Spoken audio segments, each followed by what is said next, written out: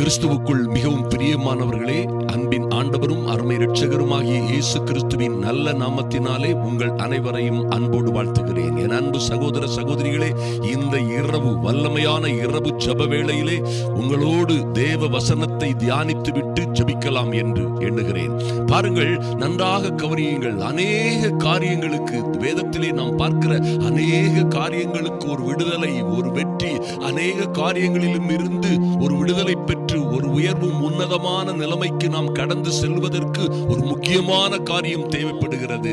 அருமையான தேவ பிள்ளைகளே, எதிரிகள் சூழ்ந்து இருந்தது போல, அநேக எதிரிகள் நம்மை சூழ்ந்திருக்கிறது போல பல்வேறு பிரச்சனைகளும் துன்பங்களும் உபத்திரவங்களும் சூழ்ந்திருந்தாலும் சரி, ஒருவேளை ஒரு வெற்றி திருப்புமுனைக்காக காத்திருக்கிற அன்பு சகோதர சகோதரிகளுக்கு அந்த வெற்றி திருப்புமுனை வராமலே போய்கொண்டிருந்திருக்கலாம்.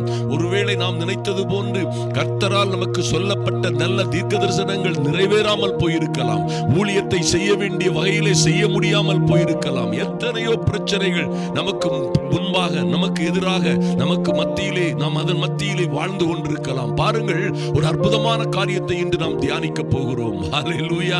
எல்லா பிரச்சனைகளுக்கும் மத்தியிலே, எல்லா உபத்திரவங்களுக்கும் சோதனைகளுக்கும் மத்தியிலே எப்படி விடுபட முடியும், விடுபட்டு உயர உயர எழுந்து பிரகாசிக்க முடியும், எப்படி உயர உயர எழும்பி பறக்க முடியும்.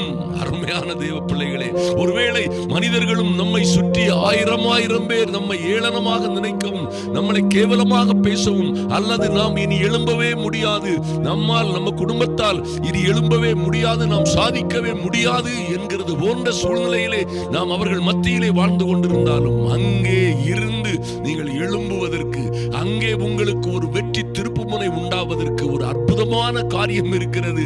நிச்சயமாய் கர்த்தருடைய வார்த்தை சொல்லுகிறது, கர்த்தருக்கு காத்திருக்கிறவர்களோ புது பலன் அடைந்து கழுகுகளைப் போல ரெக்கைகளை அடித்து உயரே எழும்புவார்கள்.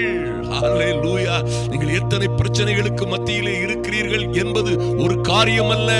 எத்தனை பேர் உங்களை வாழ விடாதபடி தடுக்கவும், உங்கள் குடும்பத்தை, உங்கள் பிள்ளைகளை வாழ விடாதபடி தடுக்கவும், மதில் போட்டு உங்களை சுற்றி சூழ வளைந்து கொள்ளவும், அல்லது எரிகோ மதில்கள் போன்ற மதில்கள் உங்களை சுற்றிலும் கட்டப்பட்டிருந்தாலும் சரி, சங்கிலிகளால் நீங்கள் கட்டப்பட்டிருந்தாலும் சரி, உங்கள் சங்கிலிகள் எல்லாம் தன்னாலே விழுந்து போகவும், உங்களுக்கு எதிராக இருக்கிற எரிகோ கோட்டைகள் போன்ற பிரச்சனைகள் எல்லாம் தன்னாலே விழுந்து தரைமட்டமாகவும், எங்கே இருக்கிறீர்களோ அங்கே கர்த்தருக்காய் நீங்கள் காத்திருக்கிறவர்களாய் இருப்பீர்களே ஆனால் நிச்சயமாக புது பலன் அடைவீர்கள். புது பலன் அடைந்து கழுகுகளைப் போல ரெக்கைகளை அடித்து அங்கே இருந்து யாரும் தடுக்க முடியாத வகையிலே, யாரும் உங்களை பிடிக்க முடியாத வகையிலே, யாரும் உங்களை கெடுக்கவோ அழிக்கவோ முடியாத வகையிலே நீங்கள் எழும்பி உயர உயர பறப்பீர்கள். அருமையான தேவ பிள்ளைகளே, அதனால்தான் பாருங்கள், இப்படியாக தாவீது இப்படியாக சொல்லுகிறார், என் கொம்பை காண்டாமிருகத்தின் கொம்பை போல் உயர்த்துகிறீர். என் கொம்பை, என் எதிரிகளுக்கு மத்தியிலே, எனக்கு இருக்கிற பிரச்சனைகளுக்கு மத்தியிலே, என்னை சூழ்ந்திருக்கிற 10,000 சேனைகளுக்கு மத்தியிலே என் கொம்பை காண்டாமிருகத்தின் கொம்பை போல் உயர்த்துவீர். நான் புது எண்ணெயினால் அபிஷேகம் பண்ணப்படுகிறேன். ஹல்லேலூயா. உங்க மேல இருக்கிற அபிஷேகம், உங்க மேல அந்த ஒரு புது எண்ணெயின் அபிஷேகம் வரும் பொழுது உங்கள் கொம்பு காண்டாமிருகத்தின் கொம்பை போல் உயர்த்தப்படும். என் அன்பு சகோதர சகோதரிகளே, நிச்சயமாய் உங்கள் கொம்பு காண்டாமிருகத்தின் கொம்பை போல் உயர்த்தப்படும் பொழுது எந்த மனிதன், எந்த சக்தி உங்களுக்கு முன்பாக எது நிற்க முடியும்? நீங்கள் தேவனோடு இருந்தால், நீங்கள் கர்த்தரோடு இருந்தால் உங்களுக்கு விரோதமாய் நிற்பவன் யார்? நீங்கள் நன்மையை பின்பற்றுகிறவர்களாய் இருந்தால் உங்களுக்கு தீமை செய்கிறவன் யார்? உம்மாலே ஒரு சேனைக்குள் பாய்வேன், உம்மாலே ஒரு மதிலை தாண்டுவேன் என்று சொல்லுகிற ஒரு அற்புதமான நிலைமைக்கு நீங்கள் வருவீர்கள். ஒன்றும் இந்த உலகத்திலே உங்களை சேதப்படுத்த முடியாது. கர்ச்சிக்கிற சிங்கம் போல் சாத்தான் உங்களை சுற்றிலும் வந்தாலும் சரி, வந்தாலும் என்ன, அந்த சூழ்நிலையிலும் நீங்கள் ஒரு காண்டாமிருகத்திற்கு ஒத்த பலன். Mighty god. அது என்னன்னு கேட்டீங்கன்னா, யாருக்குமே இல்லாத பலன், எவருக்குமே கிடைக்காத ஒரு அற்புதமான தெய்வீக பலன். Mighty god. தெய்வீக பலன். தெய்வமே, பரிசுத்த ஆவியே உங்களுக்குள்ளே வருவார், உங்களுக்குள்ளே வாசம் பண்ணுவார். அந்த அற்புதமான தெய்வத்திற்கு முன்னால் இந்த உலகத்திலே எந்த பிரச்சனை, எந்த சத்துரு, பில்லிசூனியம், மாந்திரீகம், எந்த விதமான குழப்பங்களும் நிற்க முடியாது என்பதை அறிந்து கொள்ளுங்கள். நிச்சயமாய். அதனால்தான் 23ஆம் சங்கீதத்திலே இன்னும் தாவீது சொல்லுகிறார், என் சத்துருக்களுக்கு முன்பாக நீர் எனக்கு ஒரு பந்தியை ஆயத்தப்படுத்தி அதோடு விட்டுவிடவில்லை. என் சத்துருக்களுக்கு முன்பாக எனக்கு ஒரு பந்தியை, என்னை விரோதித்தவர்கள், ஏளனமாய் பார்த்தவர்கள், எனக்கு விரோதமாக எழும்பினவர்களுக்கு முன்பாக கர்த்தாவே நீரே எனக்கு ஒரு பந்தியை ஆயத்தப்படுத்தி என் தலையை எண்ணெயினால் அபிஷேகம் பண்ணுகிறீர். அல்லேலூயா. என் தலையை எண்ணெயினால் அபிஷேகம் பண்ணுகிறீர். என் பாத்திரம் நிரம்பி வழிகிறது. என் ஜீவனுள்ள நாளெல்லாம் நன்மையும் கிருபையும் என்னை தொடரும். நான் கர்த்தருடைய வீட்டிலே நீடித்த நாட்களாய் நிலைத்திருப்பேன். என் அன்பு சகோதர சகோதரிகளே, நீங்களும் இப்படியே சொல்ல முடியும். உங்கள் தலை எண்ணெயினால், புதிய பரிசுத்த ஆவி அக்னியினால் நிரப்பப்படும் பொழுது என்ன நடக்கும்? உங்களை சுற்றி இருக்கிற எல்லா பிசாசு கூட்டங்களும் தன்னாலே ஓடிவிடும். எரிகோ கோட்டைகள் தன்னாலே விழுந்து தரைமட்டமாகும். உங்கள் கொம்பு காண்டாமிருகத்தின் கொம்பை போல உயர்த்தப்படும் பொழுது உங்களை சுற்றி இருக்கிற எல்லா தொந்தரவுகளும் உபத்திரவங்களும் தன்னாலே ஒரு வழியாய் வந்தவைகள் எல்லாம் 7 வழியாய் சிதறடிக்கப்படும். 7 வழியாய் வந்தால் 70 வழியாய் அவைகள் ஓடி போகும் என்பதிலே மாற்றமே இல்லை. இதே ஆவியின் அபிஷேகத்தை பெற்றுக் கொள்ளுங்கள். கர்த்தருடைய ஆவியானவர் உங்களிலே மேல் இருக்கிறதை உறுதிப்படுத்திக் கொள்ளுங்கள். நீங்கள் நிச்சயமாகவே உங்களுக்குள்ளே இருக்கிற பரிசுத்த ஆவியை அனல் மூட்டி எழுப்புங்கள். இந்த உலகத்திலே ஒருவரும் சாதிக்க முடியாத காரியங்களை நீங்கள் சாதிப்பீர்கள்.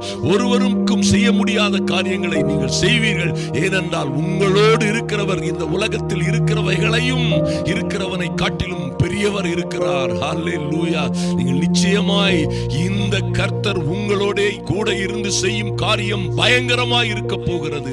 ஆதலினால் எதை குறித்தும் கவலைப்படாதிருங்கள். நாம் இப்பொழுது ஜெபிப்போம். எங்கள் அன்பின் பரலோக பிதாவே, நன்றி செலுத்துகிறோம் சுவாமி.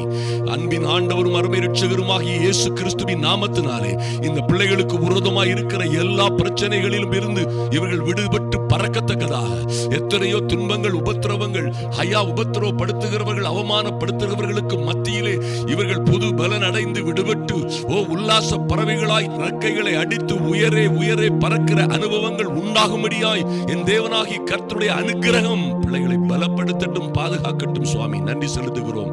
இவர்களுக்கு விரோதமாய் நிற்கிறவர்களுக்கு முன்பாக என் தெய்வமே, இவர்கள் கொம்பை காண்டா மிருகத்தின் கொம்பை போல் உயர்த்தும்படியாய் ஒரு புது எண்ணெயின் அபிஷேகம் ஒவ்வொருவர் மீதும் இறங்கி வரட்டும்.